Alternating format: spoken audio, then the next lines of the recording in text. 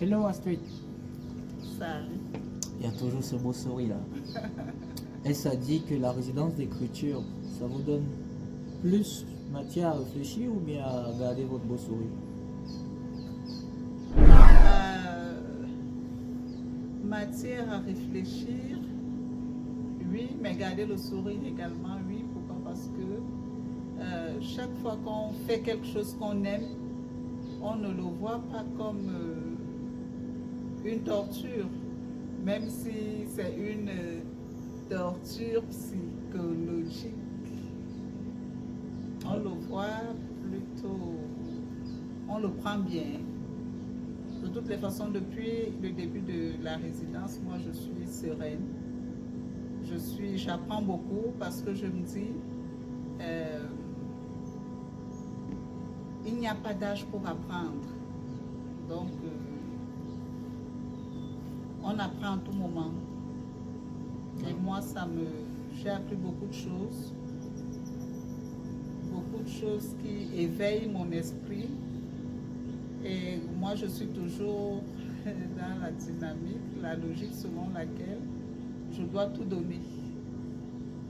Alors, on peut vous classer comme une véritable globe-trotteur parce que pour avoir fait le tour du monde et surtout l'Allemagne que vous maîtrisez bien, pour être passé à Cologne, Berlin, est-ce qu'une résidence d'écriture comme celle-ci, à son 8e jour, vous a apporté un plus dans votre manière de voir les choses, surtout dans l'écriture de tout ce qui concerne le 7e art?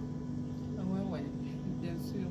Bien sûr, je disais il y a quelques jours à Marine que j'ai découvert une façon très simple d'écrire, de rédiger le traitement.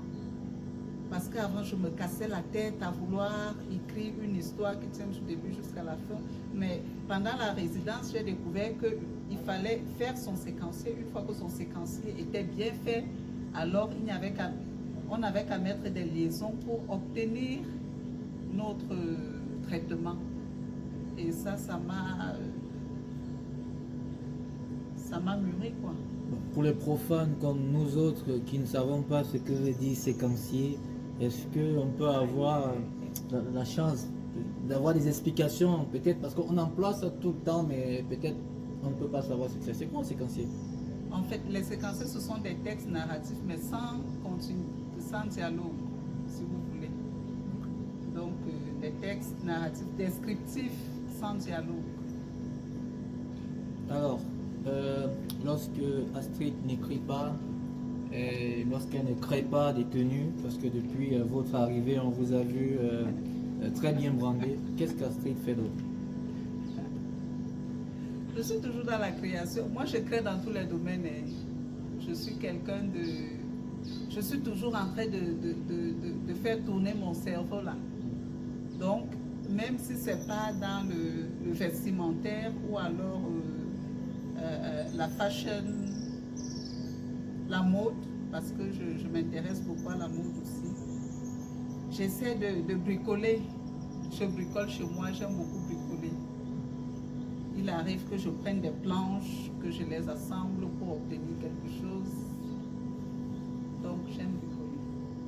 Comment est-ce qu'Astrid a eu l'information sur cette résidence d'écriture lorsqu'on sait que, d'après un constat, les cinéastes s'intéressent moins aux appels à candidature? La preuve, lorsque nous avons diffusé le communiqué de presse en présentant les 6 participants, il y a des gens qui laissaient encore des commentaires s'ils pouvaient participer. Pourtant, l'appel à candidature avait été lancé des mois avant. Comment est-ce qu'Astrid a eu l'info? Astrid est dans un réseau ou quoi? Bon, c'est vrai que moi, je ne suis pas réseaux sociaux. Il n'y a que récemment que je viens de retourner dans les rues. Il n'y a que quelques jours, quoi, depuis la résidence en tout cas. Mais comme je suis en contact avec Marie-Noël, donc chaque fois qu'elle a une communication à passer, elle me fait un WhatsApp. C'est comme ça que j'ai été au courant de l'appel à candidature. Et je sais qu'elle ne s'attendait pas à ce que je participe. Oui, vu votre, sans vous interrompre, vu votre background. Voilà. Et c'est tout simplement parce que moi, je me dis toujours, il faut saisir les opportunités. Il faut savoir saisir les opportunités. Ne pas chercher à savoir. Et je reste toujours dans la dynamique la logique selon laquelle on apprend chaque jour. Donc, parce que moi, je suis passée par des résidences et des résidences, c'est pas parce qu'on a un background qu'on ne participe pas à une résidence. En fait, la résidence, c'est quoi? Moi, je dis même, la résidence, c'est quelque chose, lorsqu'on organise des résidences, en plus une résidence comme celle-ci, où nous ne payons pas, c'est avantageux pour nous. Pourquoi? Parce que la résidence, en fait, permet qu'on mette, permet que tu fasses lire ton projet par des gens qui vont te donner une nouvelle vision, ce qui n'est pas mal en soi. Ailleurs, ça se paye que des gens lisent votre projet et vous donnent des retours. Mais ici, donc c'est ça en fait. Donc il ne faudrait pas que les gens prennent toujours mal le fait que les gens participent à la résidence, qu'on pense que non, c'est parce qu'on est nul qu'on va à une résidence. Non.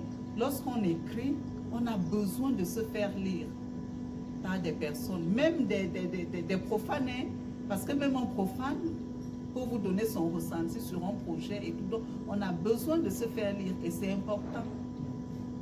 Alors, qu'est-ce que ça vous fait de travailler avec vos cadets? Parce qu'on vous a vu à vos heures de pause là, vous allez vers eux pour savoir si ça va. Pourtant, on sait qu'en résidence d'écriture,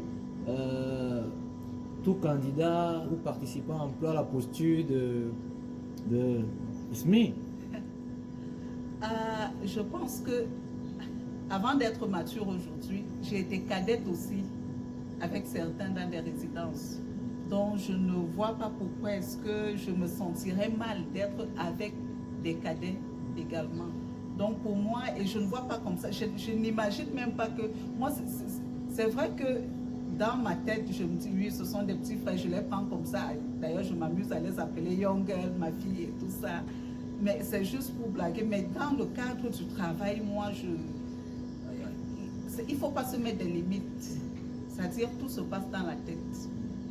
Le complexe et tout ça, une fois que vous commencez à être complexé, vous n'arriverez à rien. Vous n'arriverez à rien. Parce que moi-même, j'étais cadette.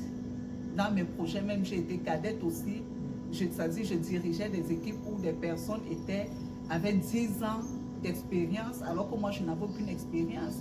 Mais moi, je dirigeais l'équipe parce que c'est moi qui réalisais mon projet. Vous comprenez un peu? Donc, c'est pour vous dire que c'est un milieu où nous apprenons chacun des autres. C'est-à-dire la naïveté du plus petit peut apporter quelque chose au mature, et la maturité de l'autre peut apporter quelque chose à la naïveté du plus petit. Donc je prends ça comme ça, c'est un mélange d'idées, un mélange de réflexion, un mélange de vision du monde. Parce que les jeunes aujourd'hui, tels qu'ils voient le monde, c'est pas comme ça que les matures voient le monde. Donc on se complète dans tout ça. Alors, nous sommes à moins 5 jours de la fin de la résidence. Quelle perspective et que retenir de cette résidence? La résidence a été très positive, et pour moi en tout cas. On vous a vu danser? Ah oui. On m'a vu danser parce que bon, quand je me retrouve avec des personnes que j'apprécie, je me défoule. C'est vrai que je suis une personne assez fermée sur elle-même, mais quand je me retrouve avec des personnes que j'apprécie, je me défoule. Donc, lorsque vous ne me connaissez pas, vous ne pouvez pas savoir que j'ai des folies également. Donc, je dansais tout simplement. Danser, ça permet également de se libérer avec la pression de la résidence et tout ça. Mais la résidence, honnêtement, je suis satisfaite. Je suis satisfaite de l'encadrement de Sébastien, de la présence de Marie-Noël, de Yolande qui passe également de temps en temps. Donc moi, j'apprends de toutes ces personnes-là en fait. Donc pour que vous souhaitez bonne chance. Merci. Alors, vous allez nous dire au revoir et en un mot en votre langue maternelle.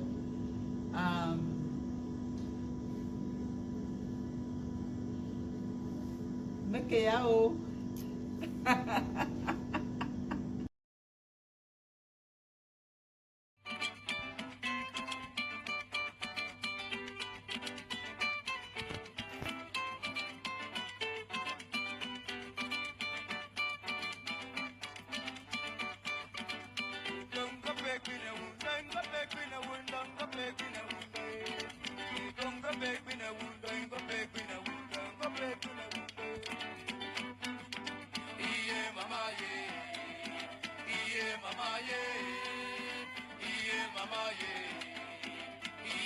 travailler.